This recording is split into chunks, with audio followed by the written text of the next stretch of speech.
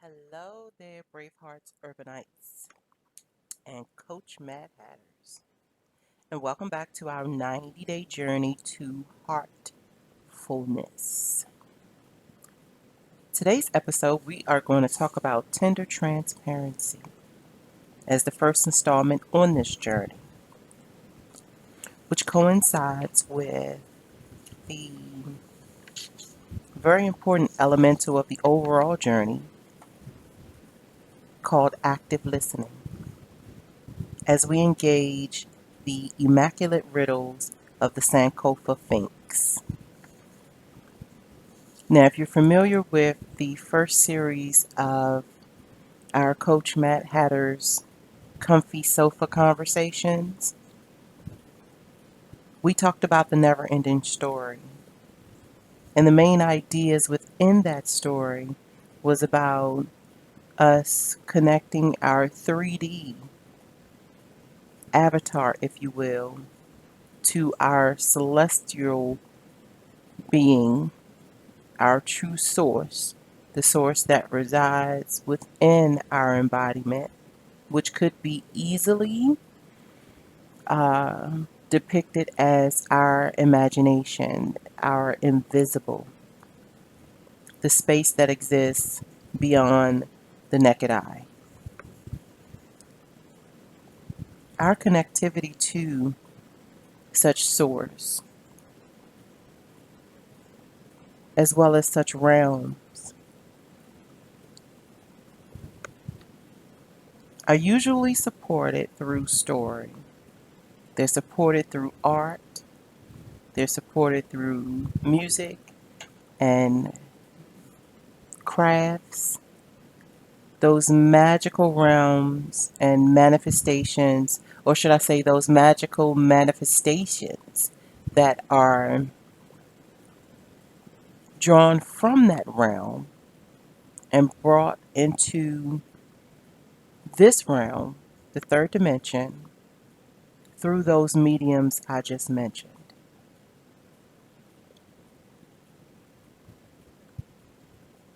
Tender transparency with regards to heartfulness has a lot to do with how we view ourselves, how we critique ourselves, how we talk to ourselves.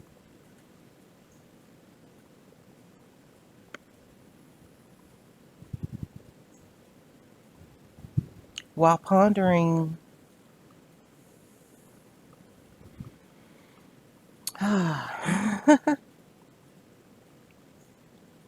Still Inside the Mindset of Self-Coaching 101 by Brooke Castillo.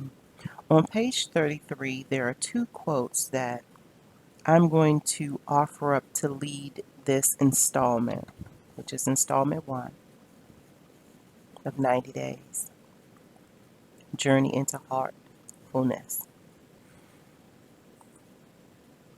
Now, when I say the journey into heartfulness, that is not to exclude the parallel journey into mindfulness. But as I've mentioned many times, the scales of justice truly is between what we think and how we feel. The left brain, the right brain, logic and intuition.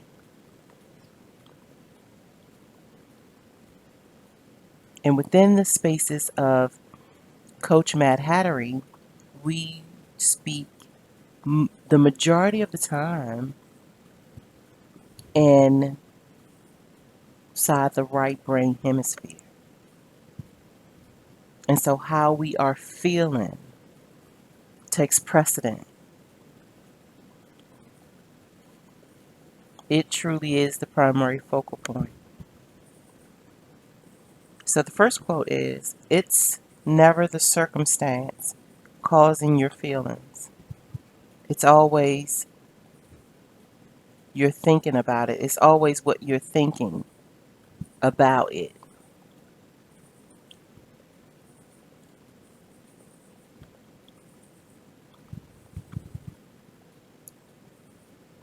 second quote is, look at everything you do in your life with fascination and curiosity. And so I've been playing with um, this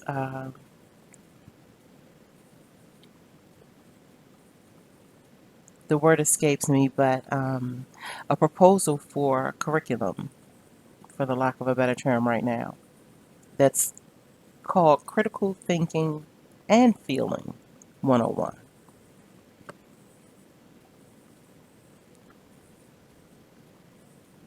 Mainly because I honestly feel that they go together. You really can't, if you would honestly and transparently show up, you can't exclude one or the other. Or you can't honestly analyze one without the other. How can I focus on what I think if I'm going to ignore how I feel? And quite honestly, on an individual basis, I really don't suspect that the person is truly ignoring how they feel and only focusing on what they think. I really think that that's a social conditioning. I think that it's put out there into the social strata that we are to remain logical at all times, which leads people to believe that they should ignore their feelings. But when they find out that they just cannot, they begin to struggle. They really begin to struggle and find themselves judging themselves a lot harshly because they figure they should show up a lot more logical than they do emotional. When the fact of the matter is,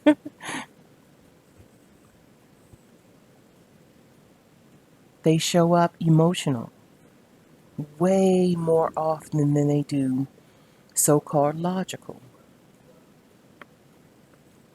And because they don't, or I'll say we, because I'm not outside of their spheres, because we figure that we ought to show up more logical than we do emotional.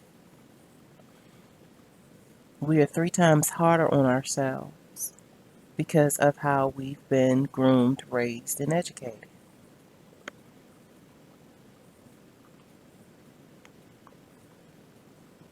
We are not educated to allow ourselves the balance of logic, thought, intuition, and feeling.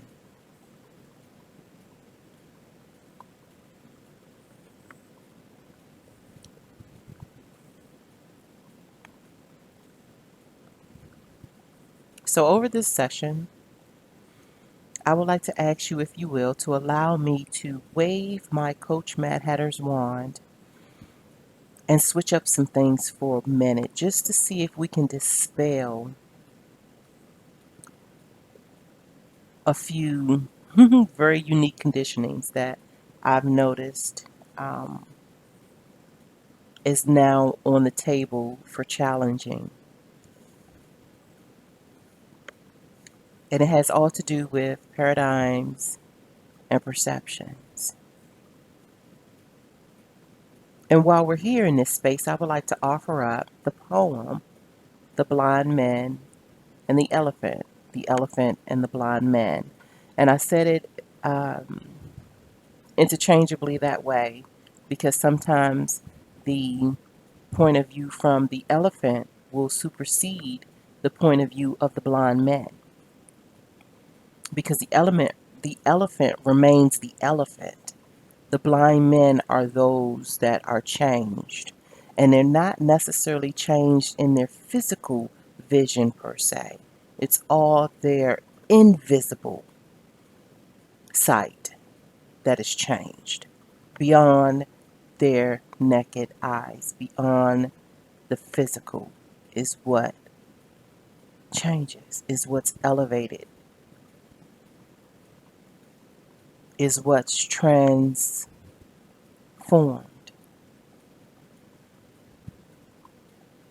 Because even though they were all right within their descriptions of the elephant, none of them were privy to the zoom out so that they could see the full scope of the elephant.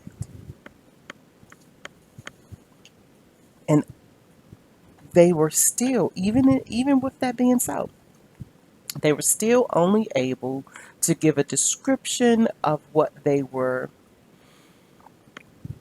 supposing it was. Had never seen the entirety of the elephant, limited their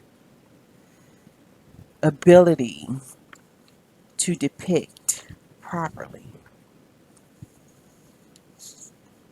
And so the poem goes on to tell us that they were right in some instances, but wrong in some instances. And I think that that is so profound when we talk about this thing called self critique.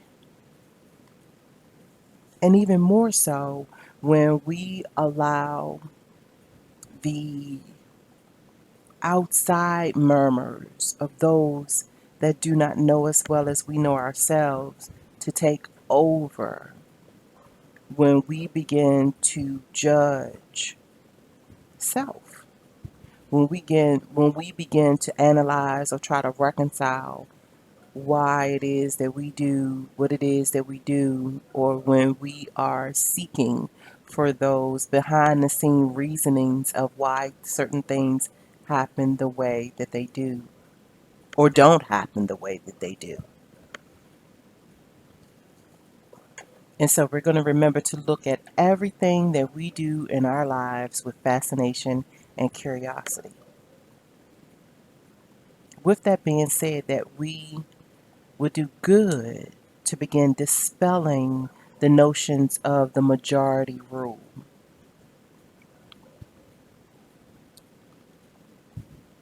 and begin challenging as well the notion that says that we will always be met with endless sorrow every turn of our road or trail to redemption and or remedy. So as I'm hoping that your mind may begin to toggle with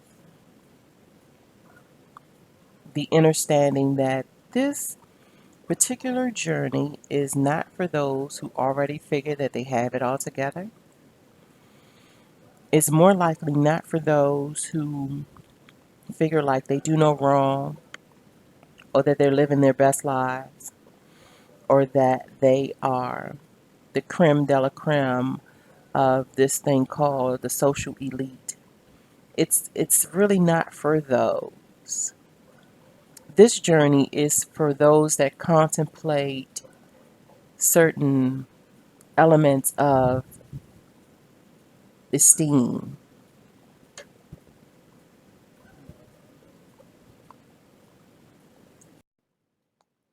The road to redemption can easily be equated as an immaculate riddle facing the Sankofa Sphinx.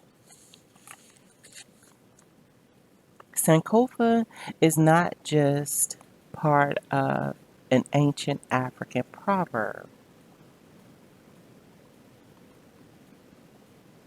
Sankofa is also in reflection of maybe just like the past 5 years, 5 months, 5 minutes. It is to remind us that even though we are facing forward, we are moving forward, we are being progressively ensured to have the proper reflections of the past,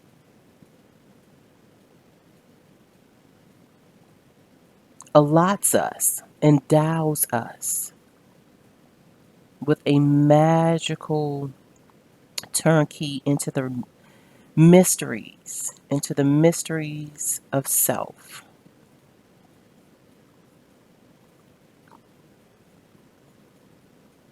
any any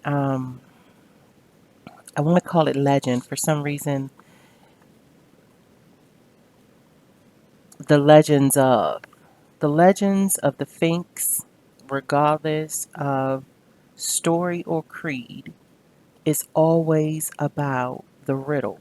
It's always about one being faced in front of this mythical creature that poses it a riddle that it must answer in order to proceed. Usually, the riddle is all about the person that's facing the Sphinx. Now, to take it out of uh, such mystical terms and put it more into um, cultural terms, we can easily swap out the Sphinx for the Sankofa golden goose.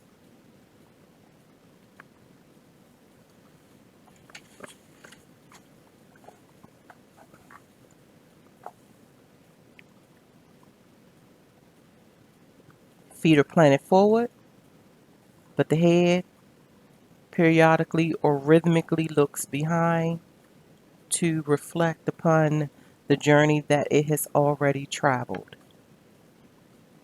The journey into heartfulness has a lot to do with redemption and remedy.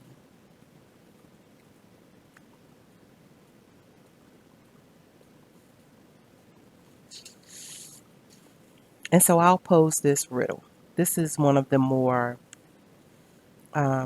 traditional riddles that is told in association with the Sphinx, especially the great Egyptian Sphinx. What creature walks on 4 legs in the morning, on 2 legs at noon, and 3 legs in the evening?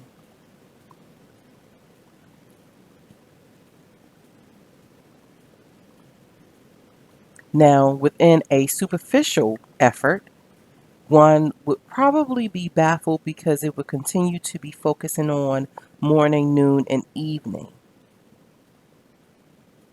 One may go a little deeper and then begin to focus on the legs, but may become a bit perplexed with trying to figure out creatures with 4 legs and how do you start off with 4 legs and then you decrease legs by evening.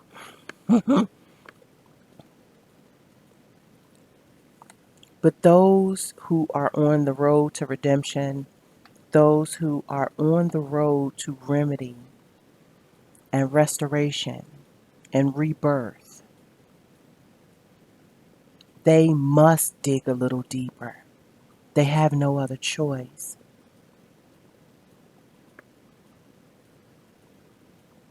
That soul's journey to redeem what has been lost, broken, or sabotaged,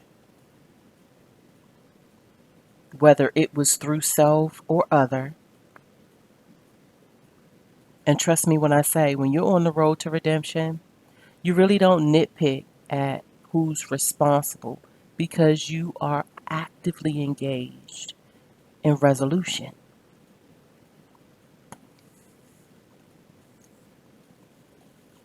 And so the correct answer to such riddle is the human and its destiny.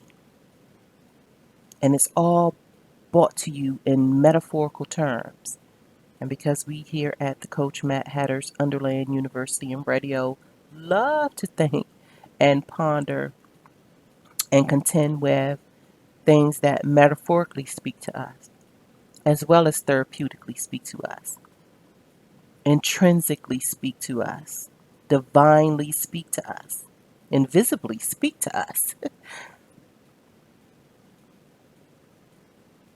We felt at home when the riddle was interpreted in those terms. And so the morning represents the human between the ages of 0 and 20. That's considered the morning of existence. And the human walks on all four legs because it's like it's crawling.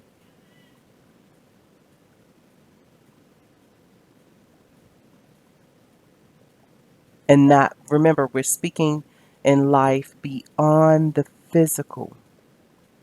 And so, in terms of maturity, in terms of one's invisible self, it is considered a toddler or the one that crawls on all fours until it is the age of 20, regardless of physical, biological development.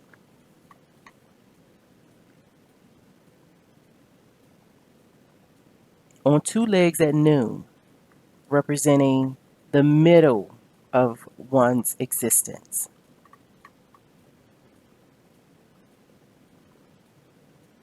So during middle life, it's considered the noon of your maturity, of your invisible self.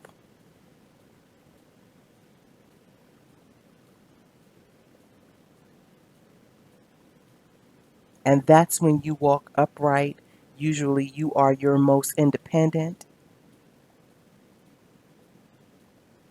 And then on three legs in the evening, which is beyond 60 years, and the third leg is a staff or a cane, if you will, or a walking stick.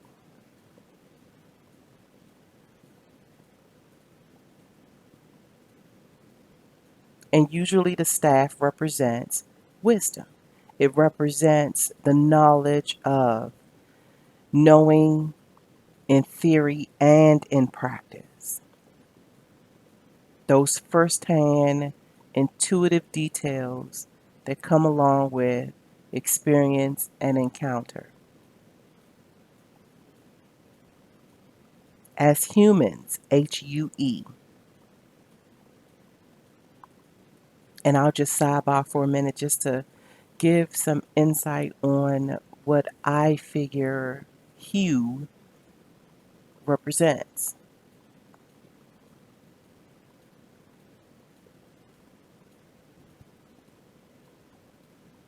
In adjacent, let me say this, in adjacent to our invisible selves.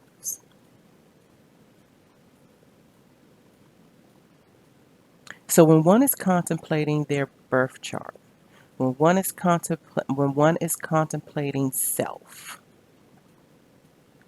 we're going to use those two as the pillars. Birth chart, self, invisible self. That entity that speaks to you in a voice that you can hear but can't no one else hears. That optimal speaking in silence.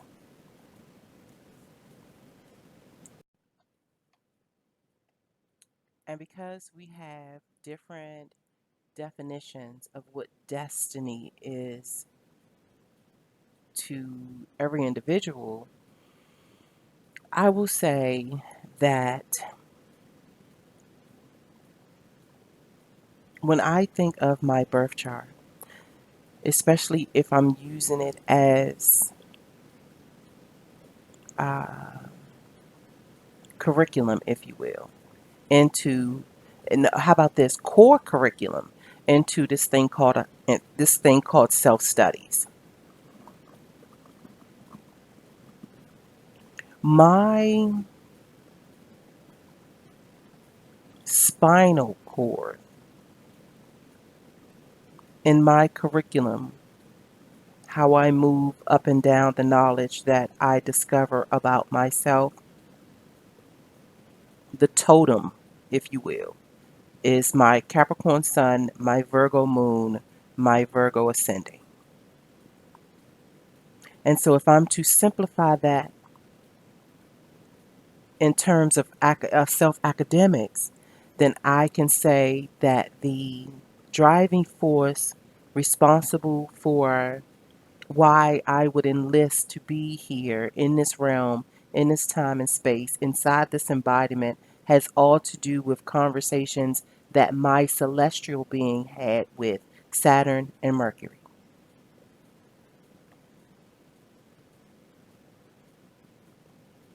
With Saturn being the driver, if you will, which would definitely, which definitely does, not would, but it does. It gives me clear understanding of what was going on 0 to 20 years. My Virgo moon, it gives better understanding, even though I'm really still because I'm in the midst of my noon existence. I'm getting a better understanding of my Virgo moon, and in the middle of my midlife, in my middle life, Virgo Mercury surrounding my communications and the confidence and the esteem to do so is now driving.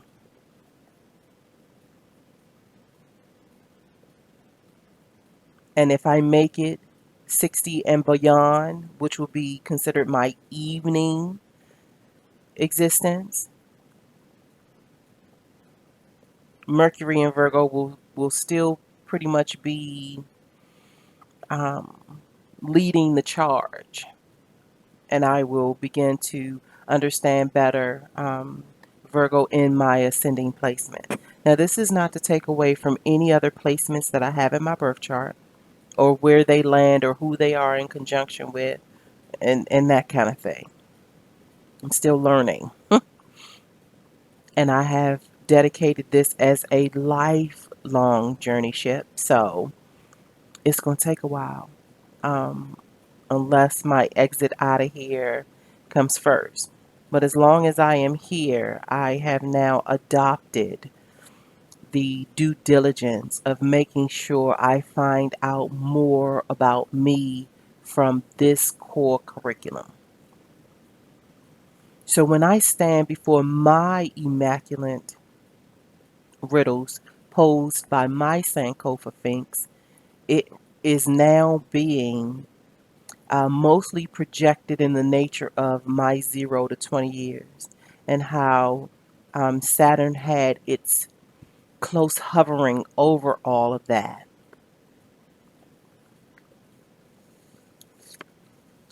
And it also gives a firm understanding in accordance with my roads to redemption and my roads to remedy, as well as my roads to recovery and restoration.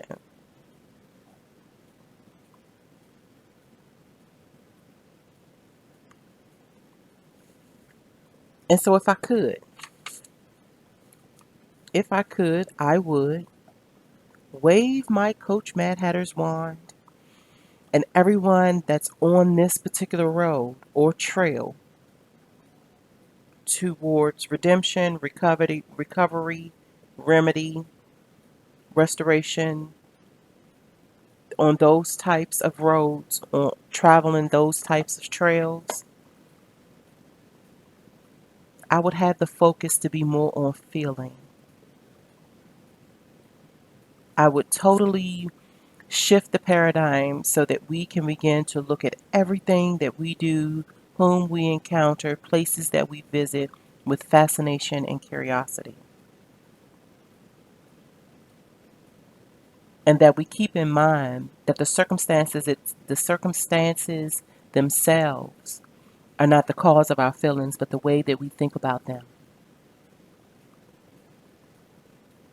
And that we totally dispel the notions regarding majority rule. And then we get into our very own declarations of emotional independence.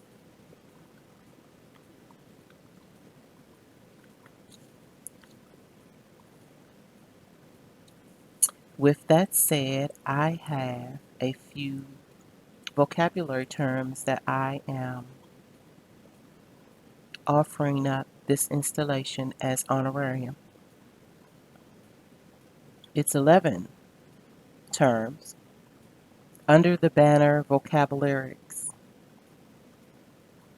And the term Vocabularics I came up with several years ago uh, when I began truly investing in my vocabulary and wanting to sharpen my sword, my penmanship.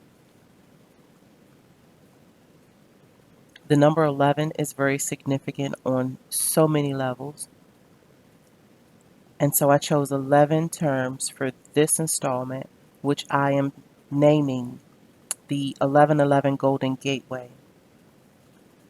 I feel that these 11 terms just might, especially when we look them up, we find the traditional definition and we transmute them to metaphorically, intuitively, therapeutically, spiritually, evolution. What's the word? Evolutionistically. I'm not sure, but yeah, the evolution part of that. Let it begin to speak to us in those terms um, as we contemplate them. To form as a portal, to form as a portal of better understanding, so that we can, if we haven't already, started cultivating those habits that turn us into a highly effective being. And we're talking highly effective with regards to heartfulness, tender transparency, roads to redemption, roads to remedy, roads to restoration, paradigm shifting, clean slates.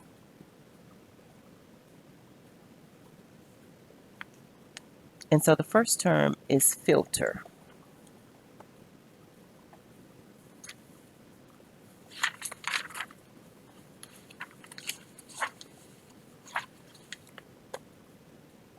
PHILTR.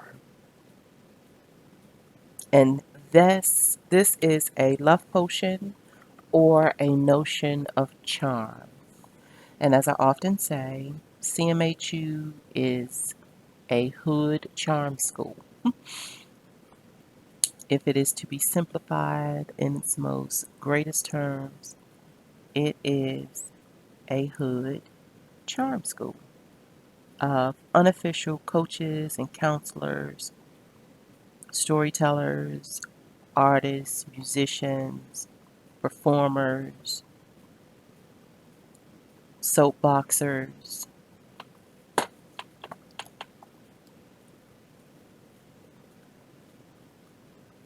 and through all of our intellectual and emotional contributions, there's a certain notion of charm that we have naturally cultivated through our school of hard knocks. There's a certain quality with those that are under the forest bed, those that tend to the roots, those that dig deep into the whys and the hows and the whos.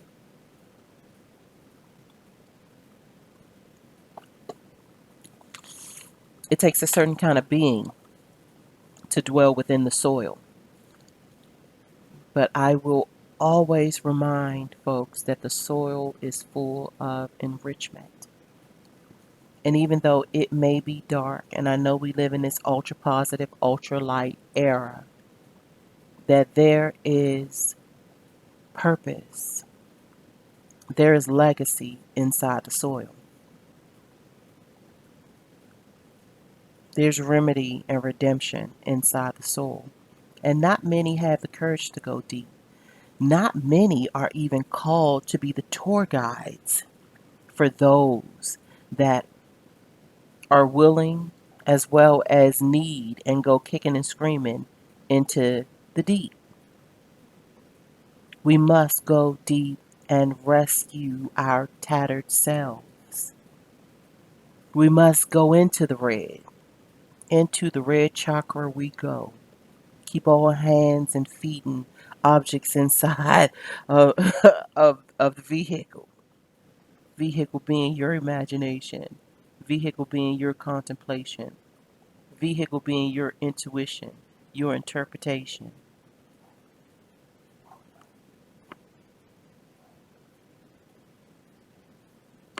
So the second term is PhD, a doctor of philosophy, but in the school of hard knocks terms, and even more so in the realms of home economics. How we were raised, how we see things according to those that have raised us. Dr. Joy DeGruy does a really remarkable job with having us hone into such elements inside the workbook, inside the study guide of the post traumatic slave syndrome.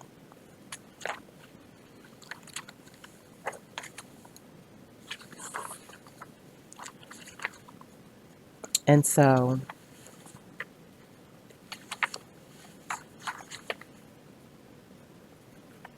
there was something that I wanted to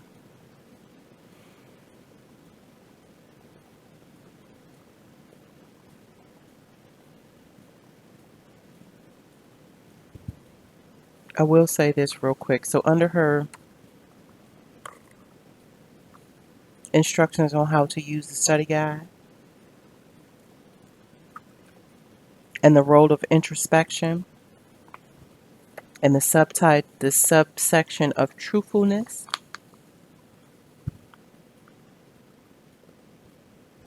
there's a keynote here that says, please note that this process of review and adjustment is ongoing. I offer this up as a guideline to those that are walking the black to golden mile, which is the evolutionary transmutation of changing our lead based circumstances into golden enlightenment. We have to know that our adjustments are ongoing and that wisdom is not a destination, it's a journey. And it's a journey with a lot of different paths and trails and discoveries and acquaintances. All that can be uh, with their own origination and expiration dates, not um, to be judged, good, bad, or indifferent. That they all mean something. That they all came to cultivate or introduce or produce something within our own evaluations of self. Good, bad, or indifferent. I say that quite a lot because I really do uh, want to build up the momentum that challenges the way we are conditioned to view things in right or wrong, or good or evil, or black or white, or my way or the highway.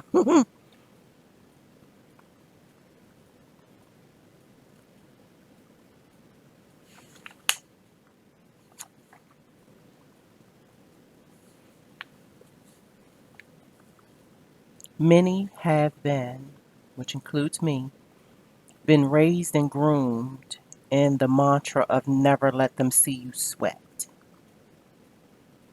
And so Dr. Joyce says, page 5 of work study down at the bottom, never let them see you sweat means not allowing any of your vulnerabilities to show. And it's the truth, especially the working class citizens or so called citizens across the American landscape.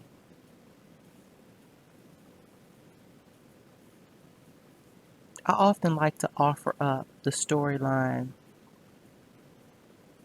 uh, the um, the animation. I think it's by Pixar, but I know or in collaboration with Disney and Pixar.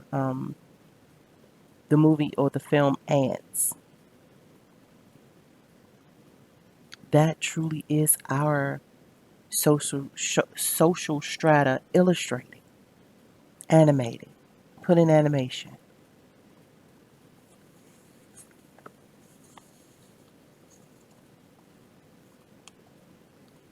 And I often say those that look like me are born to be workers. A very small percentage will make it above working class.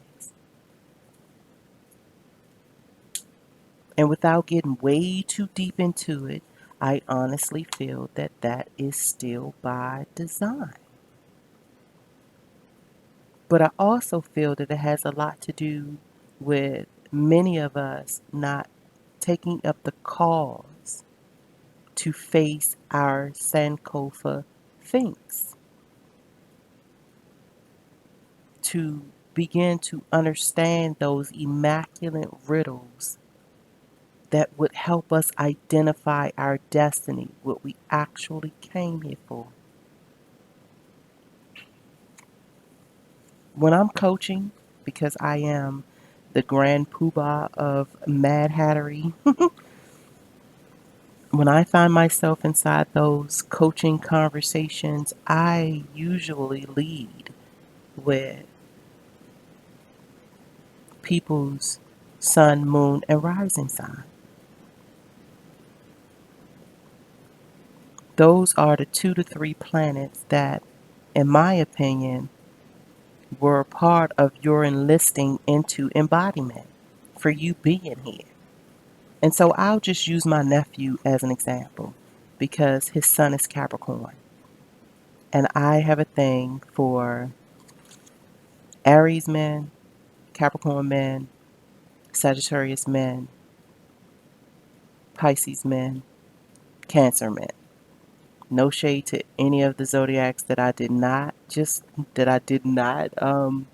mention, but I do. I have it for very interesting reasons, mainly because of the way they unfold their lives, how they approach their challenges, how they ponder and contend with certain elements and certain things within their lives, how they love, how they speak, how they explain things, how they interpret things. And none of them have really like quite much in common, honestly. So it's not like, I'm chasing a certain archetype because I'm not. The variety of such is what is the magic of it all.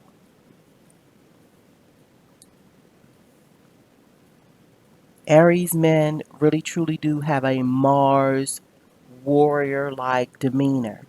And when you put like their urbanness, when you mix that into it, that's where I came up with the term urbanite because they truly are knights, whether they want to um, admit it or not. They have a certain kind of twang in the way they speak. It's very authoritative. It's very matter of factly.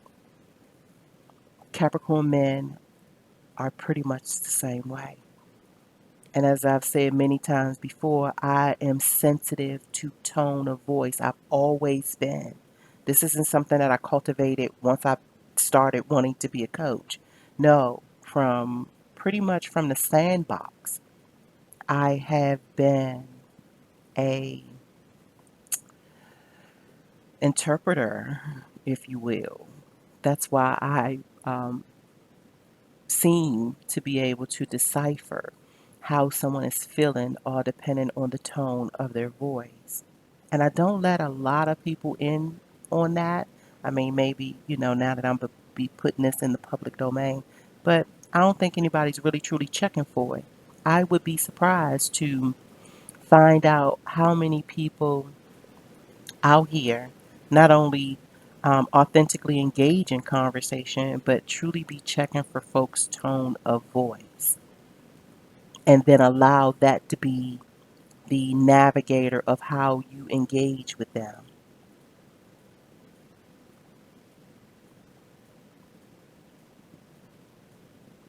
Being in nonprofit member services, especially within call centers, that used to be one of my most major accolades. My accolades really came through folks commenting on how my helpfulness came through in my voice, that I made it a priority, that they could sense the smile in my voice. Besides, I'm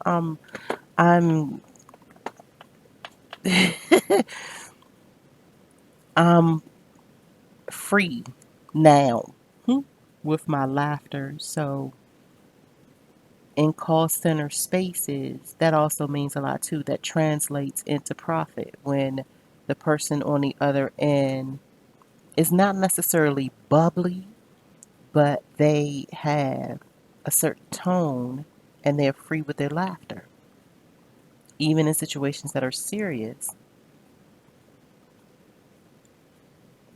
even when the tone has to be stern, that there's still a sense of helpfulness. There's a sense that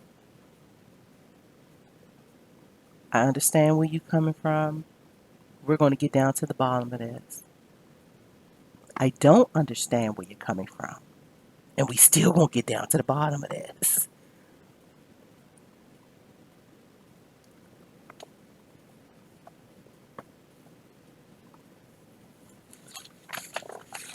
So the PhD level, the philosophies of one's upbringing and how that impacts their view,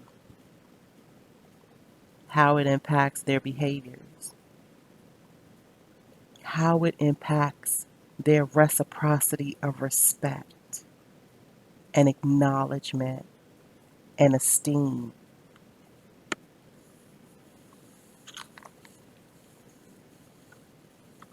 And everyone is not PhD level.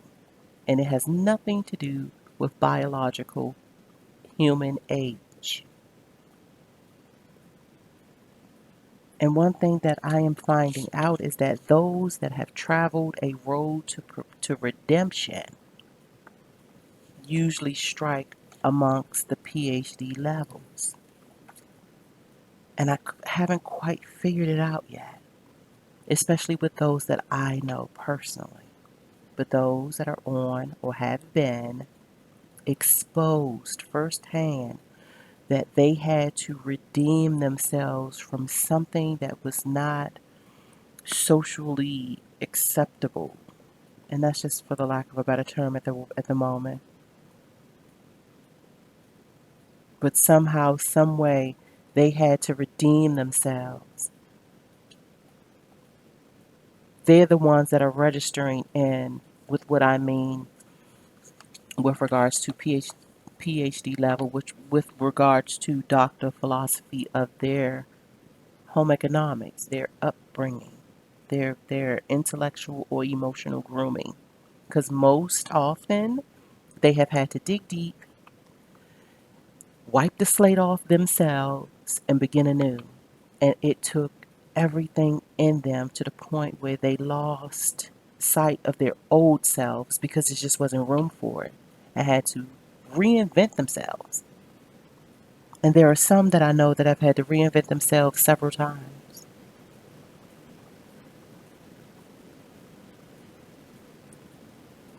which leads me into the next term, phenomenon or phenom, an occurrence or fact that is perceptible by the senses. Tone of voice is one of the most major instruments that chimes into my senses that will, within the first moments of a conversation, will give me an indication. It might not tell me exactly all, but it'll give me some clues. It'll cue me in to where they are on their road to being wise or not. A phenomenon is also a marvel, a remarkable, outstanding person, place, thing, or project, which is also the phenom. The phenom is uh, the actual person that will be considered a marvel. And if you've been hanging with me long enough, you'll know that I love that word. I love the word phenomenal.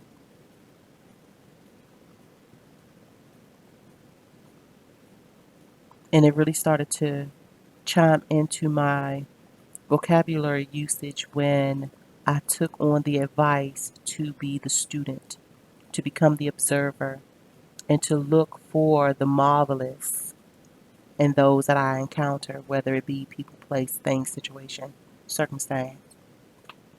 Does that mean it always show up? No, but because I'm looking for it, I readily identify. And I have ran into some very marvelous individuals that are tenderly transparent.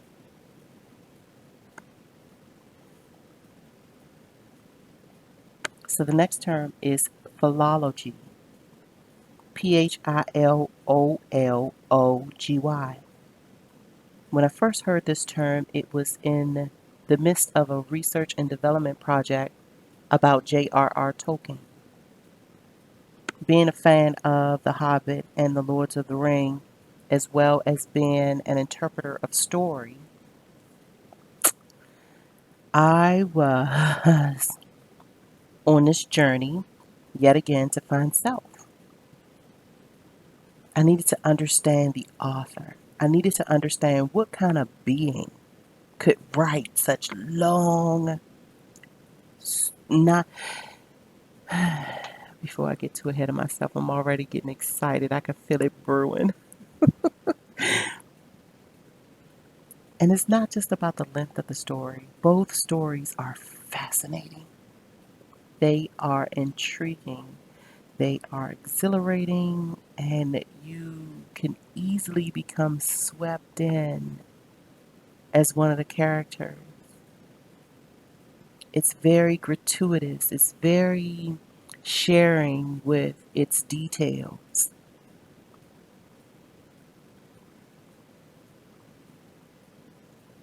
And it's a multiplex when we're talking about sides of story and impressions of people. And it isn't just a hero's journey, it tells in depthness surrounding the not so nice moments and the failures and the defeats.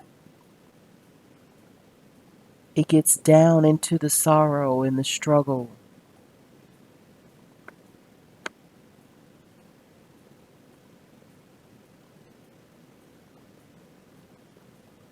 And so J.R.R. Tolkien was considered a philologist. And in his daytime work, he was one of those that worked on the uh, formation of dictionaries. And so philology is the branch of knowledge that deals with the structure, historical development, and relationships of language or languages.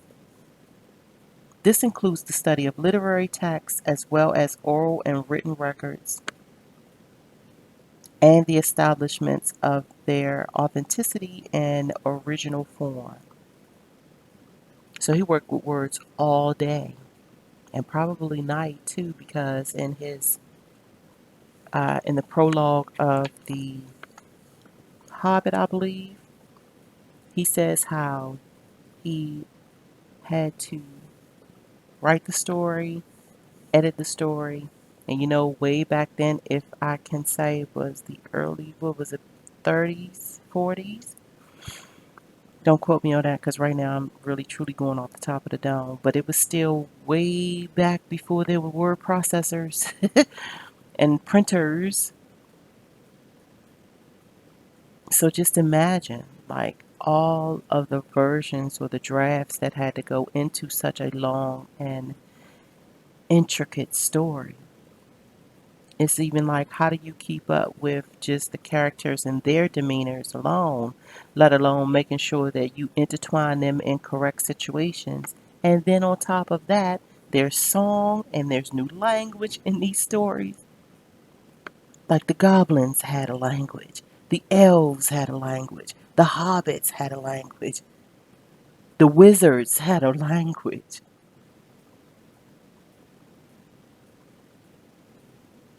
The dragons had a language.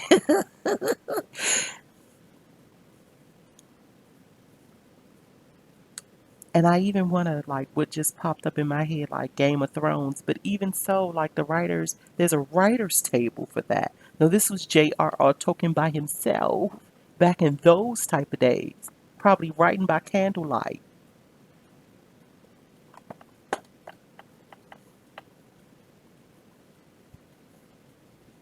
When we are on our road to redemption inside the tender transparency with self, we do stand as our own philologist, especially if we have incorporated the dedication to cultivate our own love language, to find those words that we may render to ourselves to say, keep going, to say, you are on to something despite all of the chitter chatter around you, to say, please don't worry about that crap that they talking over there. That's why they over there. To give you the courage to say, you know what, you don't even need to tap into social media today. They ain't talking shit for you. Stay focused.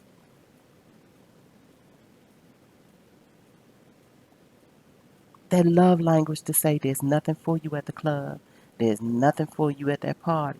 It ain't even really nothing for you, like, yeah, at the little okay, I'm gonna behave. Cause sometimes people they had their vices and gotta do what it is they gotta do. But that voice that lovingly says, stay focused. If you spend your time there, because you can't be two places at one time, and all your time is not refundable. If you there, you're taken away from here. Or vice versa, like if you gotta be here, don't necessarily want to be here, you can direct your focus inward. Stay true to your studies because it is successive. One study moment blends into the next study moment, blends into the next study moment, blends into the next study moment. Your dots are being connected. May take longer than you expected it to. May not seem like it's sprouting or blooming into anything. But each and every time you sit down to study, to learn something, and you're serious about it, you are absorbing something that will produce.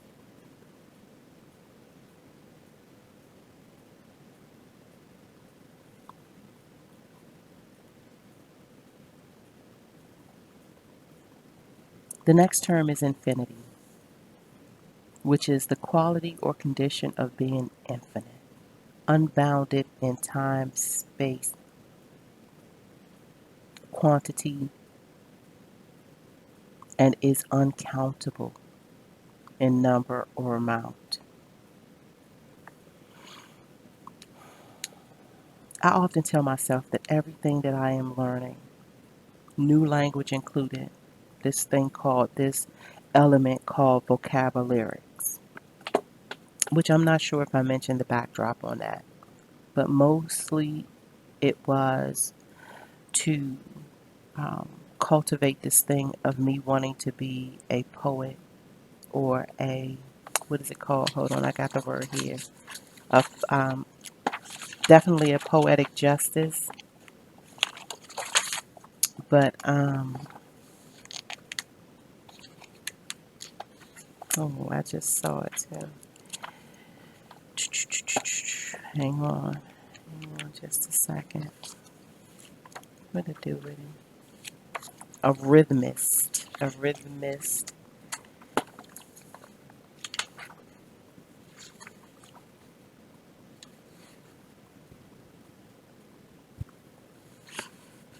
I always want to call it a rhythmatician.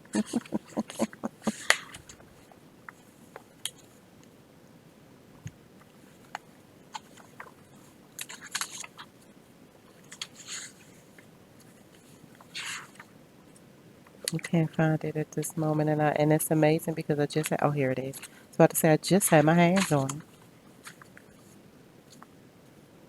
Yeah, a rhythmist, known as the interior poet, one that composes light verses and sprinkles them inside storylines and expressive essays, one who studies and produces with a sense of rhythm.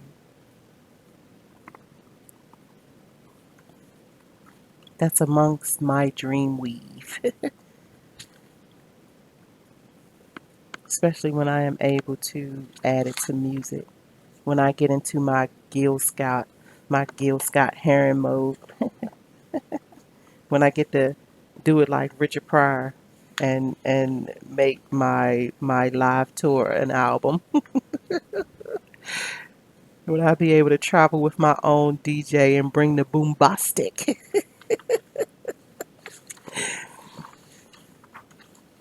Okay, so let's keep going. Okay, so the next term, hold on, I don't want to get ahead of myself because I have an entire journal labeled vocabulary. And so it did, and I actually have two, to be completely honest. This is the second book that I'm flipping through. And this book started October 8th, 2016. And each and every time my mind provoked me to open up the journal and write something in it, I did. And slowly but surely, it began to accumulate as an entire journal full of not necessarily new words, but words that I was to stay focused on to transform metaphorically into, transform therapeutically, transform intrinsically,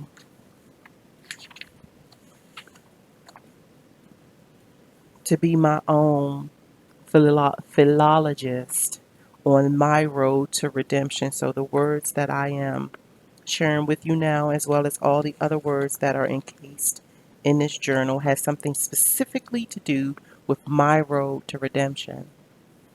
I am sharing them with you in honorarium of our 90-day journey to heartfulness, as well as my tender transparency.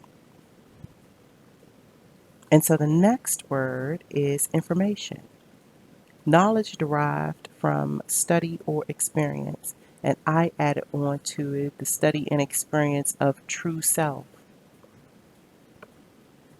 We often find ourselves in positions where we will unwittingly, at most, in most instances, usher in this thing called implied consent, where because we don't refute it or dispute it, that it is somehow assumed that we're okay with it, we agree with it, we down with it. And so for, I want to say like the last 3 years, I have been challenged with speaking up, regardless of how minimal it seems, when I am not in agreement with something. Because people will swear they know you, they will assume all sorts of things about you. And when you don't get the record straight, by the time you hear it again, it's like, well, you said, and it's like, well, no, I didn't. But because I did not oppose it, the way our human mind works, especially in the midst of recollection. And I had gotten so anal retentive about it, where it's like playing tennis. Like, you will not serve that up to me without me. Yeah, you just not going to do that. You are not going to do it. Even to the point where I started just saying that just the catchphrase, just so we clear. I said I was going to get that on a t-shirt, just so we clear.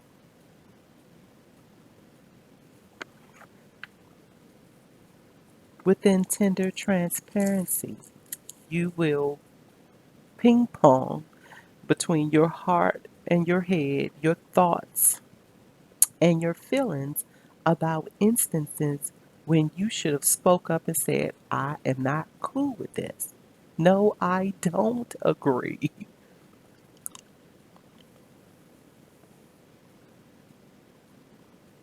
All through the knowledge derived from the study and experience with self.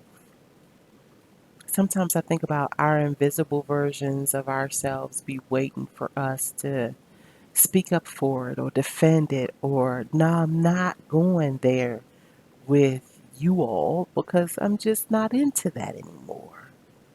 And I know everyone's sensitive these days. You know, I even have my moments where it's just like it honestly has nothing to do with you per se. I'm just not into that anymore. And I can't force you to be into what I'm into, but you can't force me to be into that anymore either. And it was a lovely time when I was into that. I truly immensely enjoyed myself. But now I'm focused on something different.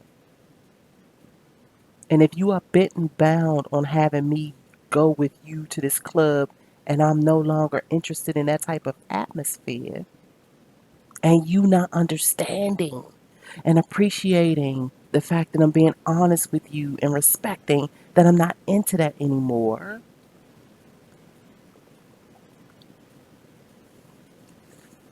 And I just gave, that was just an example of a friend because I don't do clubs. Never have. I'm not even sure what that's all about on a superficial level. Digging deep, just knowing that anytime that I'm anywhere with a whole bunch of people, it drains me. It drains me so badly. And not everybody even understand that. It's almost like certain people who don't dig deep into thoughts and reconciling their feelings. It's almost like I have to have class in session. And I know, we do this whole you're an empath and that kind of stuff, but I still haven't gotten into the type of scholarship that resonates with it being me, because it always seems like my experience of it is still to the extreme, meaning I literally have to come into my space and make it completely quiet, no lights, there can be no extra activity going on, and I have to lay silently for at least an hour or two to recharge. Even if I have to go to the bathroom before I am fully recharged, I'm dragging ass. It truly zaps me of out of my senses. It zaps me out of my senses.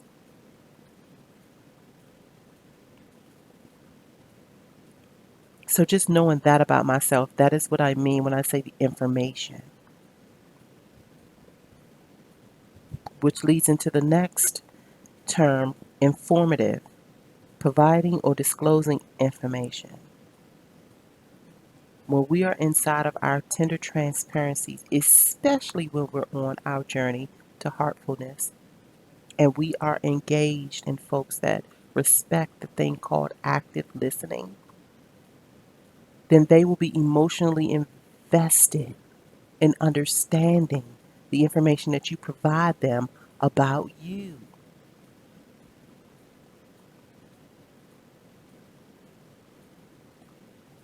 And they will use it as tooling to better engage in the acquaintance with you.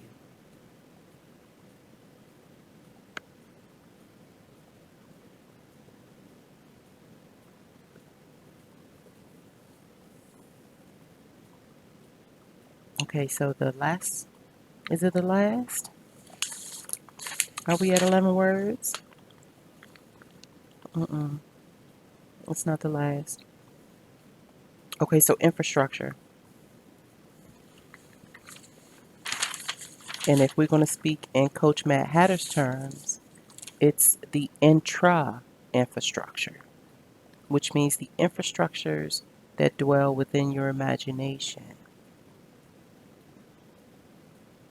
as the underlying base, especially for organizations and basic facilities, installments, community, and or society.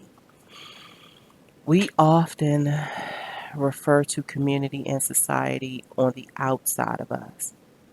But as I always offer up the inquiry, what about all of those invisible beings that we neglect to acknowledge? And I'm not talking about the spooky ones. I'm not talking about those. I'm talking about the ones that are truly allied to our being, to our celestial being, as guides that enlisted to be Secret Service, to be protective detail while we're here.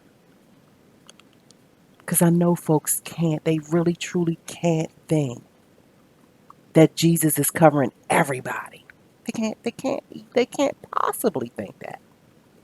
Even to believe in him wholeheartedly and offer up sanctuary and all of that kind of good stuff, if you really think that that one being is covering all, even with he being omnious, and so you say yes, then you have God and the Holy Spirit. But come on, that's still just three. And okay, so they can be everywhere all at once at the same time. Now I'll give you that. I'll give you that. But we still know that there is help. As Dr. Maya Angelou say, I come as one, but I stand as 10,000. Now, we were really to put that into context. Okay, so come on, let's do it. Okay, so I'm going to wave my Coach Matters wand, my Coach Mad Hatter's wand, and poof, you now have 10,000 invisible entities, but 10,000 invisible individuals at your protection. How shall you commune with them? How shall you communicate with them? What language are you speaking? How shall they know what it is that you need for them to do? How much time can you take away from your worries and your sorrowful contemplations and transfer it over to them to actually have engaging conversations with them? Tell them how you feel. Ask them to go see about this. Go speak to this person on your behalf. Go let this person know that you love them. Go let this person know that you ain't forgot about them. Go let this person know you truly apologize. Go let this person know, hey, listen, we need to see each other real soon. I need you to be okay with that. Go let this person know that regardless of what happens, I am here for you. Even if I don't speak to you, I'm here for you. Even if I never see you again in life, you got a special place in my heart. And yeah, I'm your cheerleader. I am cheerleading you on.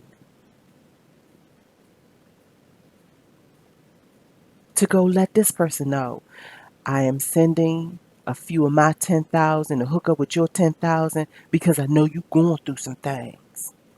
And I know you need that extra protection. And vice versa. We be getting this thing called love misconstrued. And we don't be giving our invisible spaces enough credit, let alone the beings that dwell within those spaces. We always think it's some part of some horror or spookism. Okay, I digress.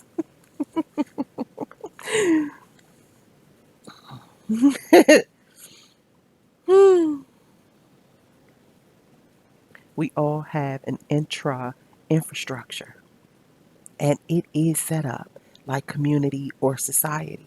You are the mayor or the governess of your own intergalactical spaces.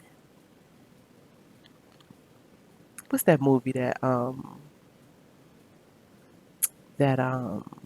Eddie Murphy played in when everybody was up in his head? And I'm gonna say this without getting too far off course. I have a chief for every chakra station inside my being. And that's on the bare minimum. I'm not even giving wind of my entire inner court. Remember, the inner court is equivalent to the Council of Elrond. Remember, there were all types of beings inside the Council of Elrond. They all didn't look like each other. They were all different, fantastical beings. What they shared in common was love. What they shared in common was heart, was passion. It did not matter what they looked like on the outside. Us humans get so caught up in that superficial shit, it boggles me sometimes. I need to be able to feel you, and that's what make us peoples. That's what make us kinfolk. Give a shit about what you look like on the outside. Okay, I digress again. This Vanity Fair, yeah, I'm telling you, want to talk about getting my feathers ruffled, but that's another story for another time.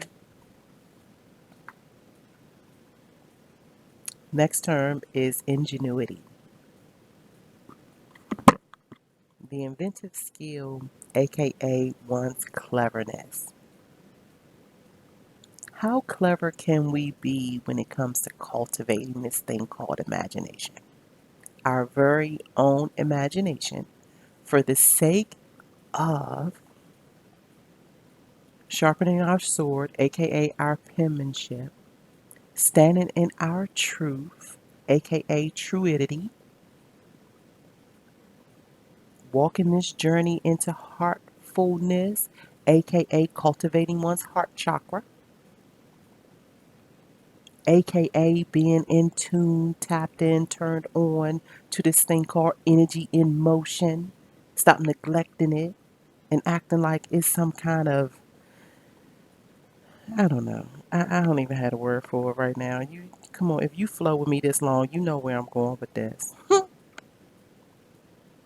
One's own ingenuity, not the ingenuity that you need to show up at the office to make those organizations, the board of those organizations giddy and happy and enlightened to exist. No, that which you are going to invest in the evolution of you,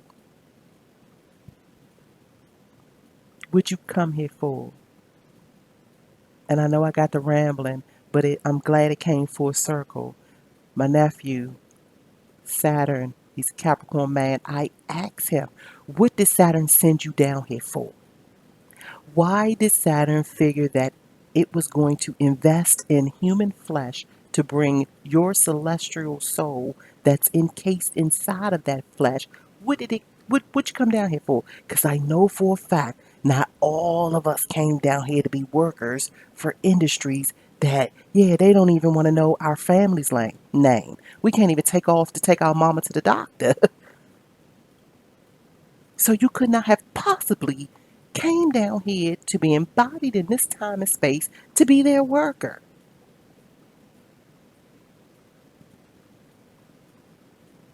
And don't get me wrong, because I know I'm already on a tangent.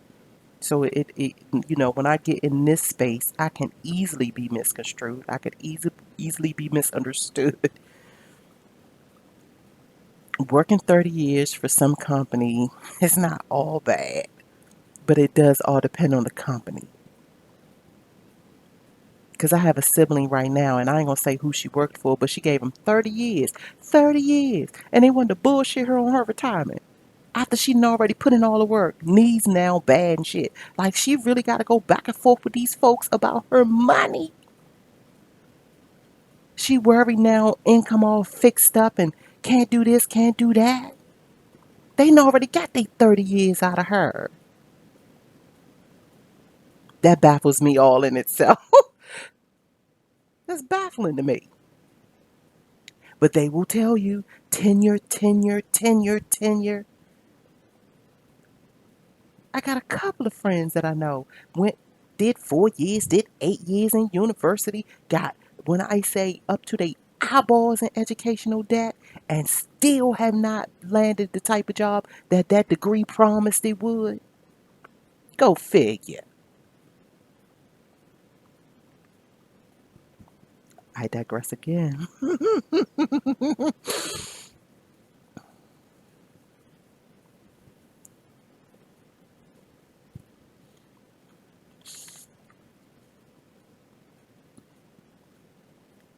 Some of your ingenuity belongs to you. Some of the emotional investment or the dedication or the tenure based focus, time, and attention belongs to you. No, everyone is not deemed to be a business owner.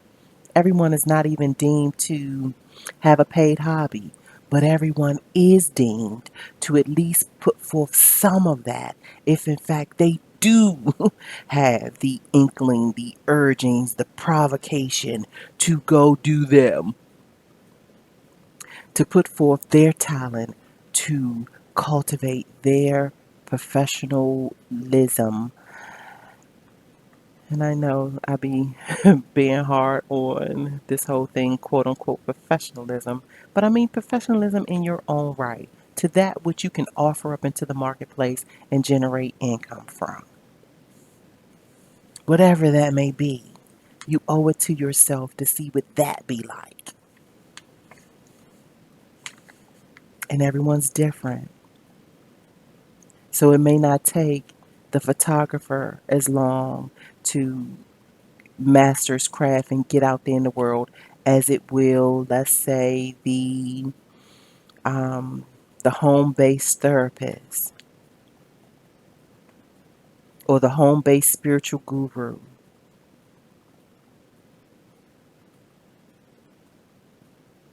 We cannot be judging one's road to success, and critiquing ours. That's where the cultivation of one's own love language come in at, because you're going to have to be able to speak to you about you outside of everyone else. Cultivating one's infrastructure gives that added support when no other human can understand your journey. Those on the inside of you that come down here with you do. And they will be able to offer up the conversations that you need to keep you going, to keep you focused, to keep you enlightened, to keep you curious, to keep you fascinated.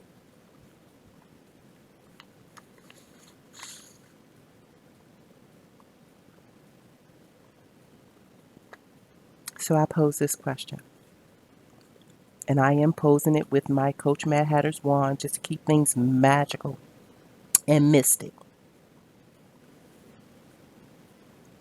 And I want to direct your attention to broken bridges. I would definitely like to have you hone into broken bridges of communication with regards to love language. So, after all of this that I've been talking about, if you know you yourself struggle with having a communication with yourself in love, and I'm not talking about romantic, uh, even though romance is love, I think we get it a little misconstrued because it is often communicated in such an interchangeable sense. But I personally think romance and love are two separate entities. And I think I might have mentioned this before. They are interchangeable. They do go very well together. Oil and vinegar, they go very well together. Make such a savory vinaigrette.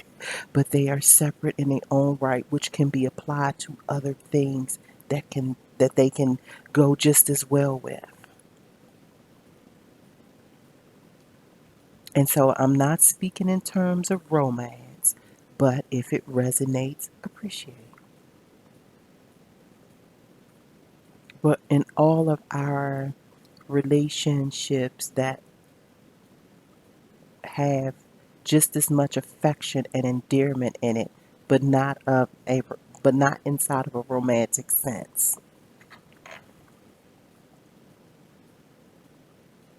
The broken bridges of communication when there is a hiccup in love language.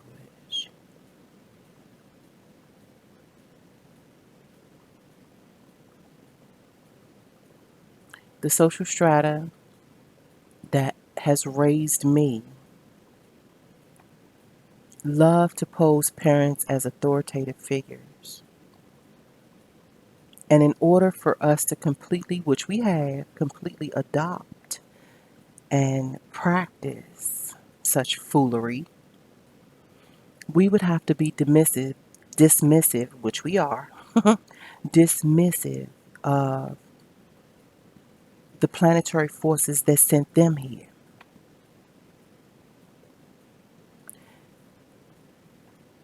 Partial and part of my absence, my children were not raised with celestial language, celestial based language. So they are not used to hearing their parent refer to them as a godling.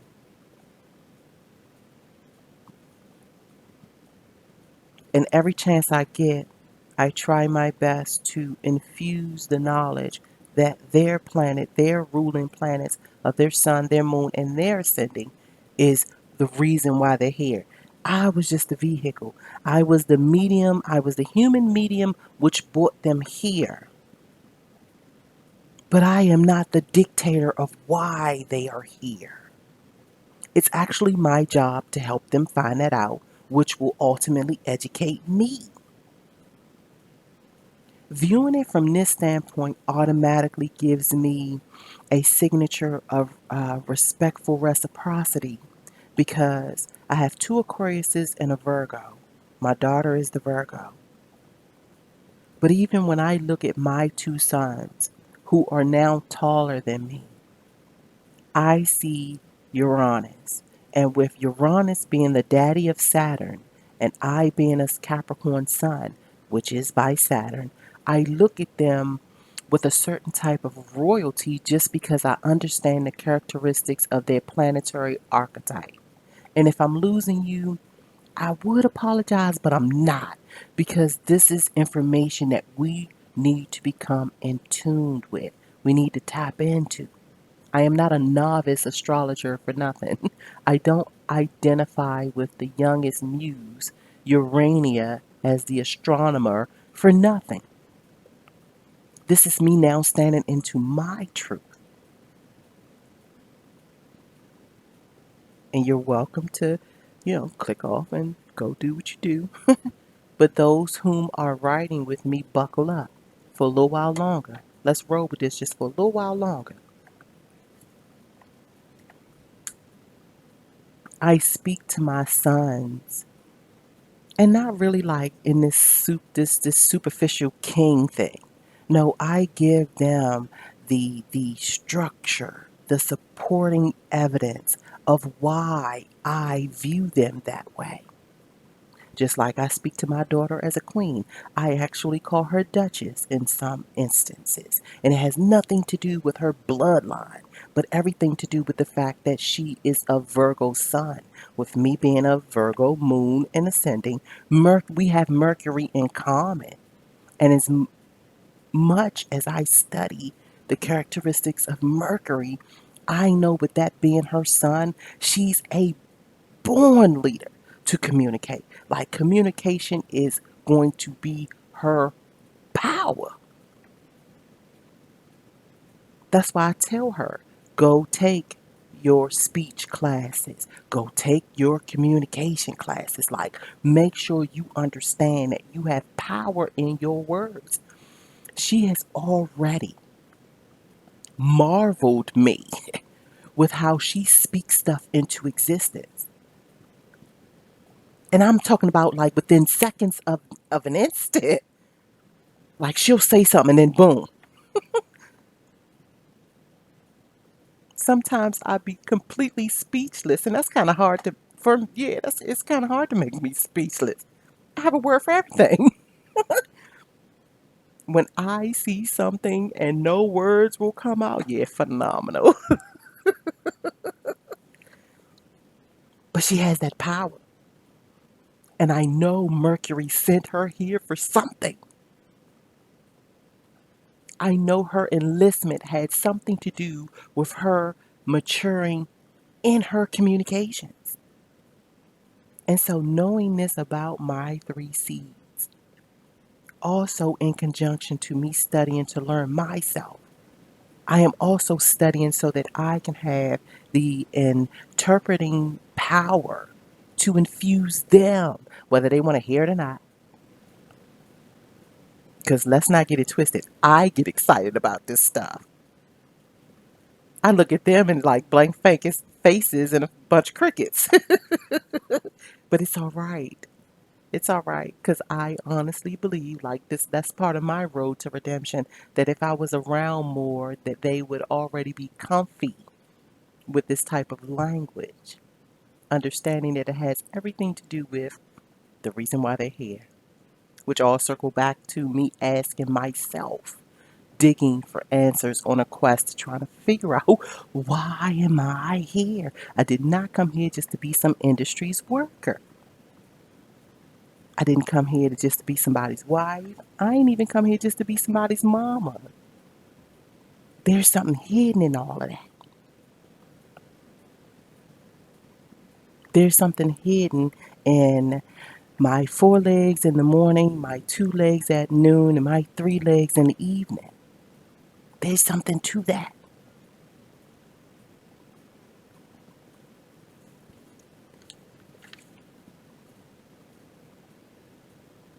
So let's ponder this question, if you will.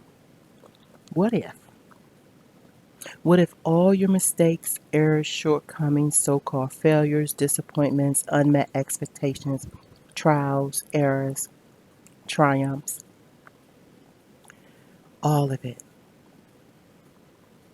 so called broken relationships, which, mind you, already had an origination date and an expiration date with a specific purpose to it anyway? But neither here nor there, because we really do be blaming ourselves for shit not working out. I often ask people, especially those that are heartbroken over romances not working out, like you didn't know when you was going to meet him. You didn't know when shit was going. Yeah, you did. You didn't know. You ain't know. So can you please stop crying about the fact that it's over and begin to marvel in whatever it is he bought to you?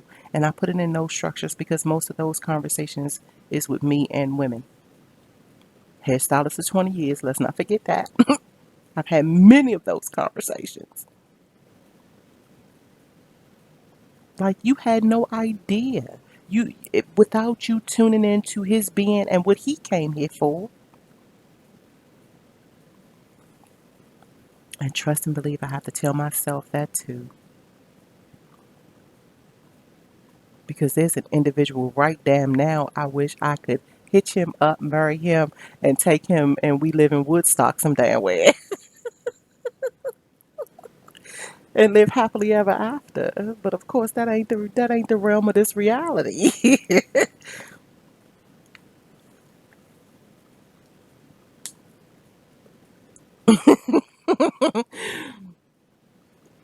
And so, all of those things, what if they were put infused into your existence, and they were divinely timed, and they were ordered by this thing we like to call divine intervention to not break us, but make us. But even if it did break us, that was part of the process too.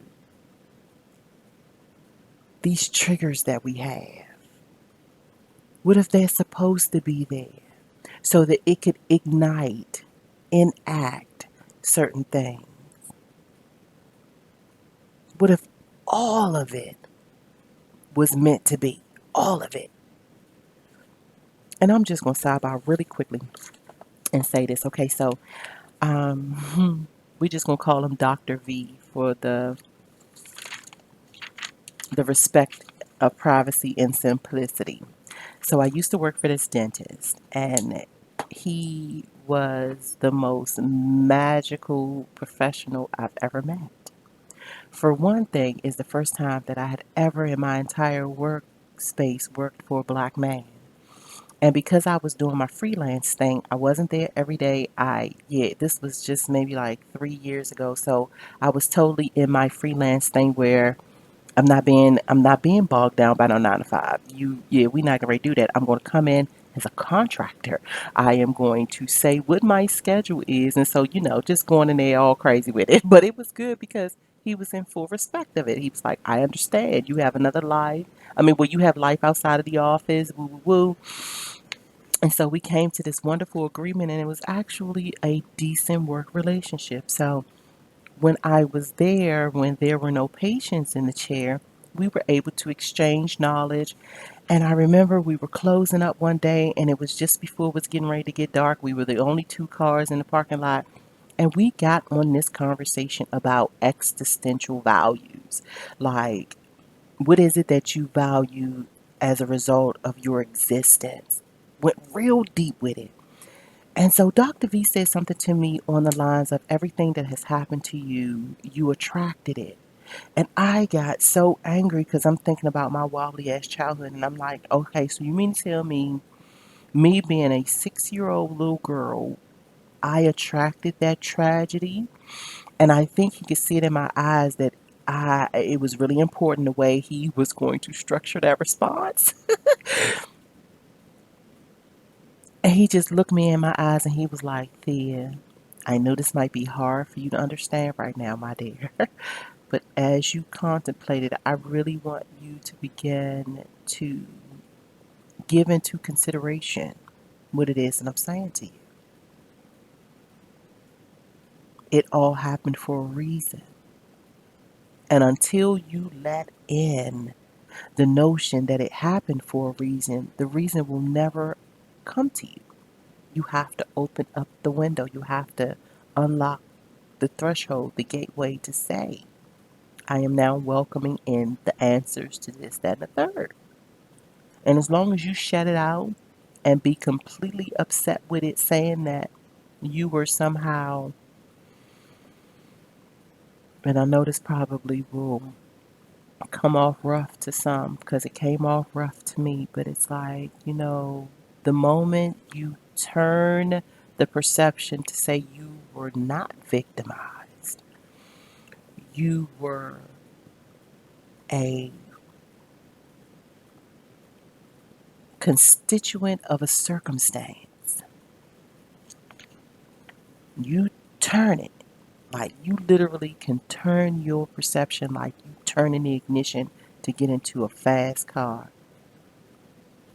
I got a fast car. Yeah, I got a ticket to get up out of here.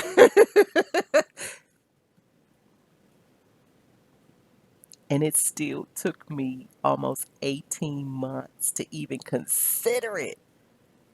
Oh, what the hell is Dr. V talking about? What is he talking about? But the minute I leaned into that thing and understood it, and then truly started contemplating it on that level, and this was before the grand inquiry that says, what if every fucked up thing that happened to you was more of a blessing from hell? Like we be thinking that hell only dishes out like this madness that we can't utilize. Like even shit is fertilizer.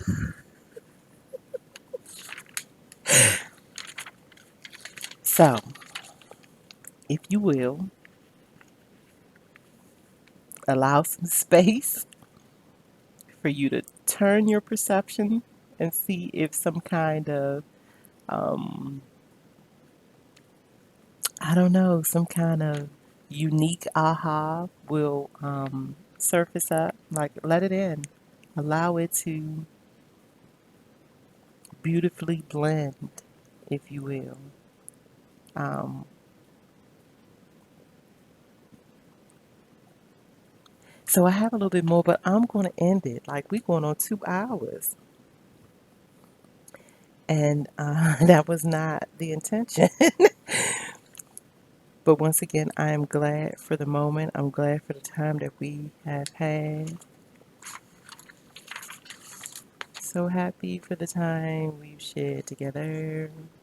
I think I'm going to, everything that's left over from this installment, I'm going to incorporate it in day two's installment, which is already written out, believe it or not. It is already written out and ready to go. So I'm not sure if I'll be recording it today or first thing tomorrow, but it is ready. And yeah, and we're going to hop to it. So if you like, I invite you to use these recordings as official curriculum, especially with the vocabularies if it means anything to you. Start a journal. Start your own vocabulary journal. You can allow the terms that I shared in this installment to be that can serve as your seeds. Like I said, if it only if it resonates. If not, whatever words that are popping up in your head, write them down, and I will make an intention to um, to reinforce the urge that you remember when a word pops up in your head. Write it down. Connect with your dictionary and get the traditional meaning of it. And then give your intuition permission to play around with it and offer you up the linkage, offer you up the 6 degrees of closeness, offer you up the turnkey perspective of how it immediately relates to your infrastructure. With that said, folks, thank you so very much for hanging with me, and I wish you well.